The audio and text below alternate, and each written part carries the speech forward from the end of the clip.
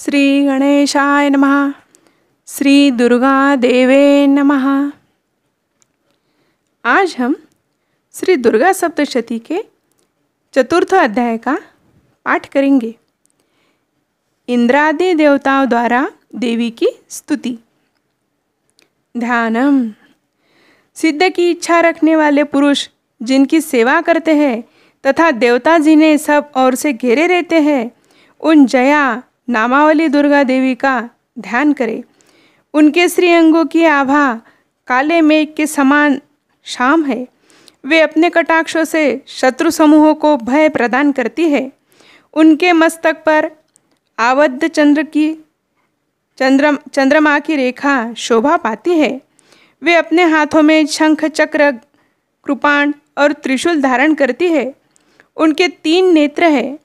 वे सिंह के कंधे पर चढ़ी हुई है और अपने तेज से तीनों लोकों को परिपूर्ण कर रही है।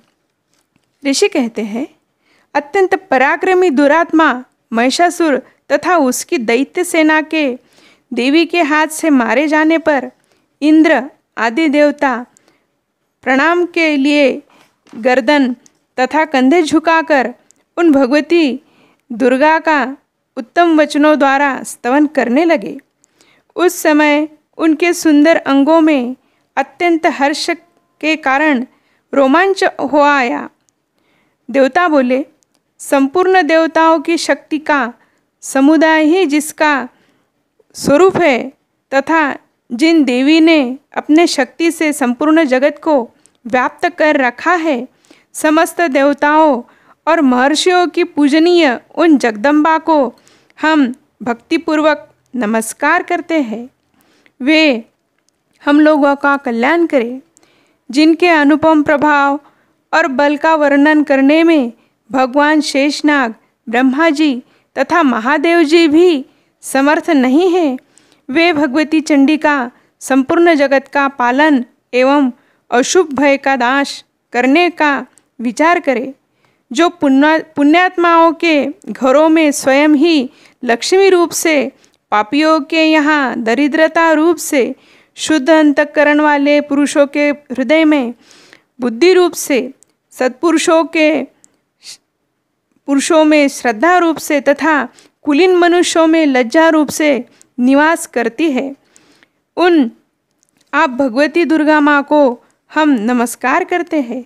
देवी, आप संपूर्ण विश्व का पालन कीजिए। देवी, आपके इस अंचित रूप का असुरों का नाश करने वाले भारी पराक्रम का तथा समस्त देवताओं और दैत्यों के समक्ष युद्ध में प्रकट किए हुए आपके अद्भुत चरित्रों का हम किस प्रकार वर्णन करें। आप संपूर्ण जगत की उत्पत्ति के कारण हैं। आप में सत्वगुण, रजोगुण और तमोगुण ये तीनों गुणों मौजूद है, तो भी दोषों के साथ आपका संसर्ग नहीं जान पड़ता। भगवान विष्णु और महादेव जी आदि देवता भी आपका पार नहीं कर पाते। आप सभी का आश्रय है। यह समस्त जगत आपका अंशभूत है, क्योंकि आपकी सबकी अधिभूत अव्यकृता पराकृति है। देवी, संपूर्ण यज्ञों में जिस उच्चारण से सब देवता तृप्ति लाभ करते हैं, वह स्वाहा आप ही है। इसके अतिरिक्त आप पितरों की भी तृप्ति का कारण है। अतएव सब लोग आपको स्वधा भी कहते हैं। देवी, जो मोक्ष की प्राप्ति का साधन है, अंचित महाव्रत स्वरूपा है, समस्त दोषों से रहित जितेंद्रिय तत्वों को ही सार वस्तु मानने वाले तथा मोक्ष की अभिलाषा रखने वाले मुनिजन जिसका अभ्यास करते हैं, वह भगवती परा विद्या आप ही है। आप शब्द स्वरूपा है। अत्यंत निर्मल ऋग्वेद, यजुर्वेद तथा उद्गति के मनोहर पदों को पाठ से युक्त समावेद का भी आधार आप ही है। आप देवी त्रयी, तीनों वेद और भगवती 6 ऐश्वर्यों से युक्त है। इस विश्व की उत्पत्ति एवं पालन के लिए आप ही वार्ता के रूप में प्रकट हुई है। आप संपूर्ण जगत की घोर पीड़ा का नाश करने वाली है। देवी, जिससे समस्त शस्त्रों के सार का ज्ञान होता है, वह मेधा शक्ति आप ही है। दुर्गम भवसागर से पार उतरने वाली नौका रूप दुर्गा देवी भी आप ही है। आपकी कहीं भी आसक्ति नहीं है। कैटभ के शत्रु भगवान विष्णु के वक्षस्थल में एकमात्र निवास करने वाली भगवती लक्ष्मी तथा भगवान चंद्रशेखर द्वारा सम्मानित गौरी देवी भी आप ही है। आपका मुख मद मुस्कान से सुशोभित निर्मल पूर्ण चंद्रमा के बिंब का अनुकरण करने वाला और उत्तम सुवर्ण की मनोहर कांति से कमनीय है। तो भी उसे देखकर महिषासुर को क्रोध हुआ और सहसा उसने उस पर प्रहार कर दिया। यह बड़े आश्चर्य की बात है। देवी, वही मुख जब क्रोध से युक्त होने पर उदय काल के चंद्रमा की भांति लाल और तनी हुई भवों के कारण विकराल हो उठा, तब उसे देखकर जो महिषासुर के प्राण तुरंत ही निकल गए। यह उससे भी बढ़कर आश्चर्य की बात है, क्योंकि क्रोध में भरे हुए यमराज को देखकर भला कौन जीवित रह सकता है। देवी, आप प्रसन्न हो, परम परमात्मा स्वरूपा हो। आपके प्रसन्न होने पर जगत का अभ्युदय होता है और क्रोध में भरा जाने पर आप तत्काल ही कितने ही कुलों का सर्वनाश कर डालती है।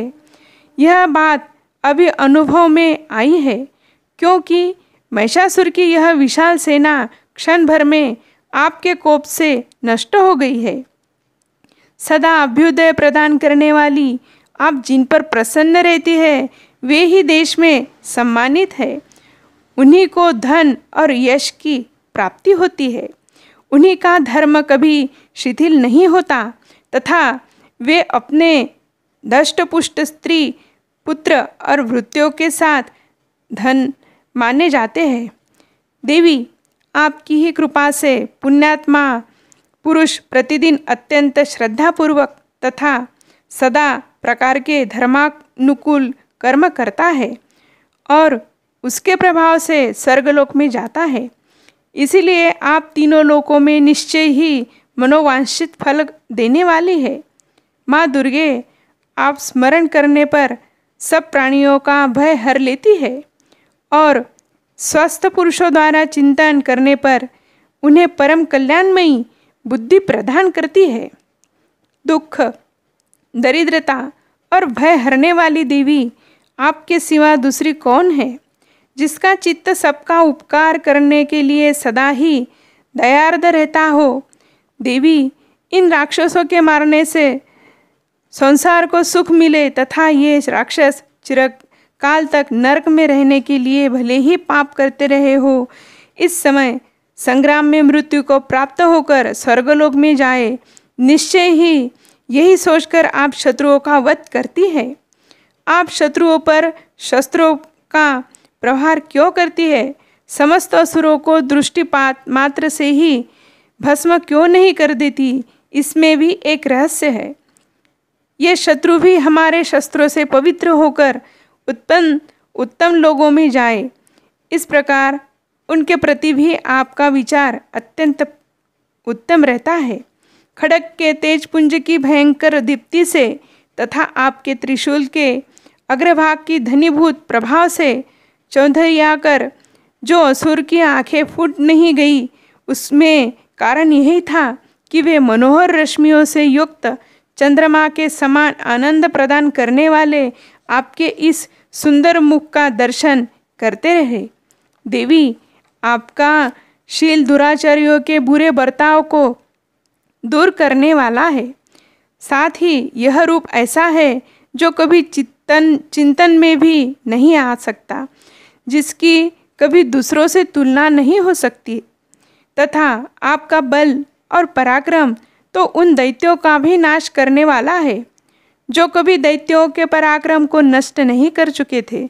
इस प्रकार आपने शत्रुओं पर भी अपनी दया ही प्रकट की है। वरदायिनी देवी, आपके इस पराक्रम की किसके साथ तुलना हो सकती है? तथा शत्रुओं को भय देने वाले एवं अत्यंत मनोहर ऐसा रूप भी आपके सिवा और कहाँ है?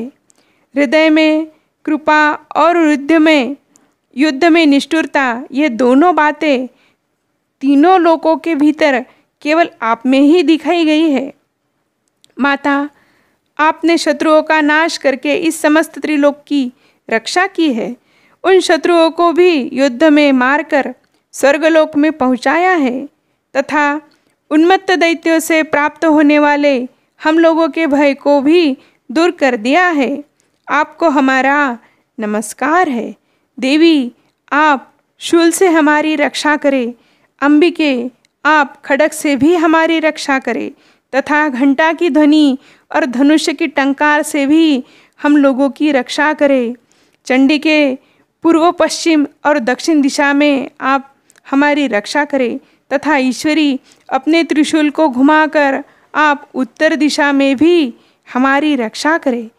तीनों लोकों में आपके जो परम सुंदर एवं अत्यंत भयंकर रूप विचरते रहते हैं, उनके द्वारा भी आप हमारी तथा इस भूलोक की रक्षा करें।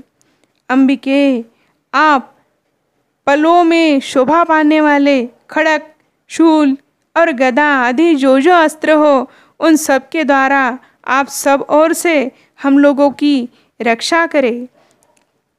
ऋषि कहते हैं, इस प्रकार जब देवताओं ने जगन्माता दुर्गा की स्तुति की और नंदनवन के दिव्य पुष्पों एवं गंध, चंदन आदि द्वारा उनका पूजन किया, फिर सबने मिलकर जब भक्तिपूर्वक दिव्य धूपों की सुगंध निवेदन की, तब देवी ने प्रसन्न वदन होकर प्रणाम करते हुए सब देवताओं से कहा।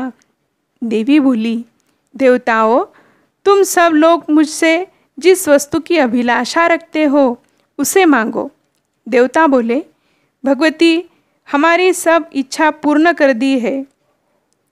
अब कुछ भी बाकी नहीं है, क्योंकि हमारा यह शत्रु महिषासुर मारा गया। महेश्वरी, इतने पर भी यदि आप हमें और वर देना चाहती है तो हम जब जब आपका स्मरण करें तब तब आप दर्शन देकर हम लोगों के महान संकट दूर कर दिया करें तथा प्रसन्नमुखी अंबिके, जो मनुष्य इस स्तोत्र द्वारा आपकी स्तुति करे, उसे वित्त, समृद्धि और वैभव देने के साथ ही उसकी धन और स्त्री आदि संपत्तियों को भी बढ़ाने के लिए आप सदा हम पर प्रसन्न रहे। ऋषि कहते हैं, राजन, देवताओं ने जब अपने तथा जगत के कल्याण के लिए भद्रकाली देवी को इस प्रकार प्रसन्न किया, तब वे तथास्तु कहकर वही अंतर्धान हो गई। भूपाल, इस प्रकार पूर्व काल में तीनों लोकों को हित चाहने वाली देवी जिस प्रकार देवताओं के शरीर से प्रकट हुई थी, वह सब कथा मैंने कह सुनाई।